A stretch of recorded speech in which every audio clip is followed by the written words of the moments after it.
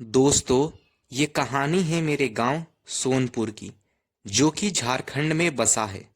दोस्तों, हमारे गांव में बिजली का साधन नहीं था। सूरज ढलते ही पूरा गांव अंधेरे में डूब जाता।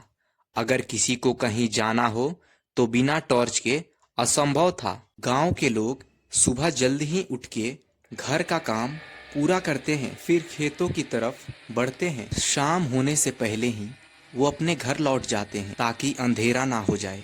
घर पहुंचते ही पहले वो अपना भोजन तैयार करते हैं। अंधेरा होने से पहले ही वो अपना भोजन समाप्त कर चुके होते हैं। सारा गांव रात के 8 बजे तक सो चुका होता है। बस यही है रोज की कहानी हमारे गांव की। लेकिन गांव में कुछ और भी लोग होते हैं जो रोज कमाते हैं और रोज खाते हैं। उन्हीं में से था एक राजू, जो रोज काम की तलाश में शहर की तरफ जाता था। शहर का रास्ता बहुत सुनसान था। वो जंगल के रास्ते से गुजरता था। राजू के परिवार में कोई नहीं था। वो अकेले अपने घर में रहता। एक रात शहर जाने के बाद भी उसे काम नहीं मिला। वो बहुत उदास होके लौटा। शहर से लौटते समय उसे बहुत देर हो गई थी। जंगली रास्ते अंधेरे में डूब गए थे। राजू डरते डरते अपने घर की तरफ बढ़ रहा था। कुछ देर चलते चलते उसे एक बाबा दिखते हैं। राजू उनके पास गया और जाके बैठ गया। कुछ देर बाबा चुप रहे, फिर धीरे से कहा, कौन हो तुम और इतनी रात को कहाँ से आ रहे हो? राजू बोला, मैं सोनपुर गांव का रहने वाला हूँ।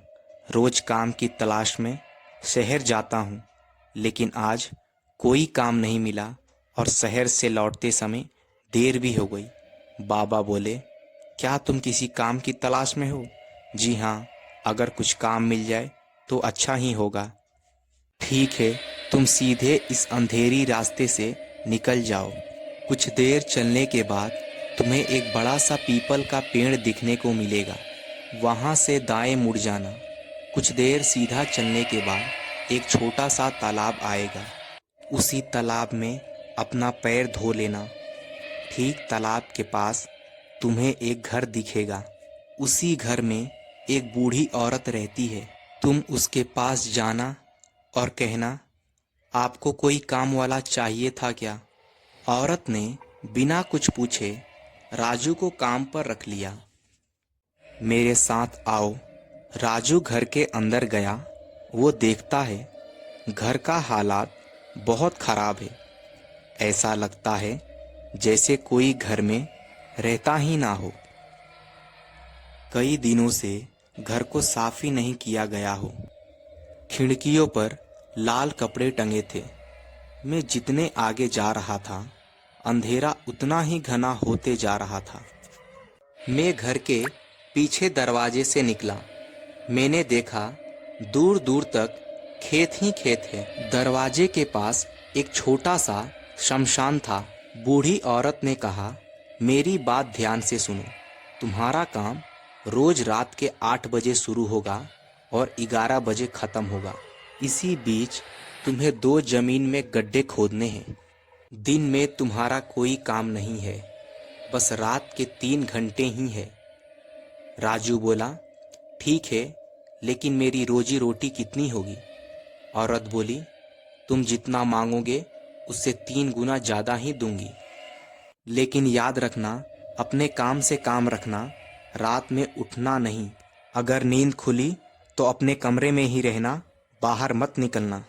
बस यही बात अच्छे से याद रखना। राजू को भी कोई काम में आपत्ति नहीं थी। वो रोज रात को 2 गड्ढे खोदता और सो जाता। राजू को भी काम में कोई परेशानी नहीं था। वो रोज अपना काम बड़े आराम से करता था। 2-3 महीने बड़े आराम से गुजर गए। इसी बीच राजू 80 गड्ढे खोद चुका था। एक दिन राजू जब रात में गड्ढे खोद रहा था तो उसकी नज़र पुराने गड्ढों पर पड़ी जो पहले से ही खोद चुका था। वो देखता है कुछ गड्ढे पहले से ही मिट्टी से ढक दिए गए हैं। लेकिन ये काम कौन किया? मेरा तो काम बस गड्ढा खोदना है। राजू 2 गड्ढे खोद के अपने कमरे में जाके सो गया। रात के दूसरे दिन भी उसे बहुत सारे गड्ढे भरे मिले। लेकिन ये कैसे हो सकता है? राजू को थोड़ा डर लगने लगा। उसे रात को नींद भी नहीं आ रही थी। वो बहुत बेचैन सा था। वो सवाल उसे खाए जा रही थी। वो सोचता है, क्या मैं बूढ़ी औरत को इसके बारे में पूछूं? लेकिन उन्होंने कहा था, बस अपने काम से काम रखना। राजू को उस रात नींद नहीं आ रही थी। वो खिड़की के पास बैठ के बस उसी के बारे में सोच रहा था। तभी उसने देखा, बूढ़ी औरत तालाब के पास से आ रही थी। लेकिन इतनी रात को यह कहाँ गई थी? राजू दूसरे दिन काम पर गया, लेकिन उस दिन उसको काम करने का मन नहीं था।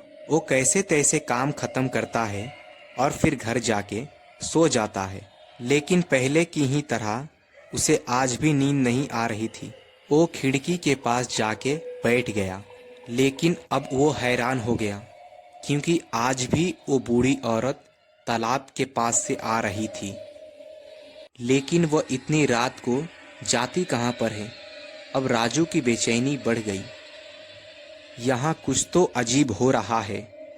राजू ने अब ये ठान लिया था, अब तो मैं सच का पता लगा के ही रहूँगा।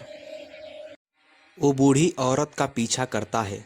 वो देखता है, औरत रात में किसी बाबा के पास गई और वो जो जो बता रहा था उसे दोहराए जा रही थी। कुछ देर वहाँ बिताने के बाद वो घर की तरफ लौटी। जो गड्ढा खोदा था उसके पास जाके बैठ गई और मंत्र पढ़ने लगी। फिर पूरे गड्ढे मिट्टी से भर दिया। लेकिन राजू को कुछ समझ नहीं आ रहा था, ये क्या हो रहा है। औरत के जाने के बाद राजू गड्ढे के पास जाके मिट्टी हटाया। उसका बदन सिहर गया। उसमें लाशें थी। जब राजू ने दूसरे गड्ढे को खोदा तो उसमें भी लाशें मिली। धीरे धीरे सब गड्ढे को खोदा, उसको सब में लाशें मिली। अब समझ आया, इतने दिनों से मेरा काम क्या था। ये औरत आम औरत नहीं है, वह एक डायन है। राजू बिना बताए उसी वक्त अपने गांव की तरफ भागा। उसे ऐसा लग रहा था कि कोई उसका पीछा कर रहा है।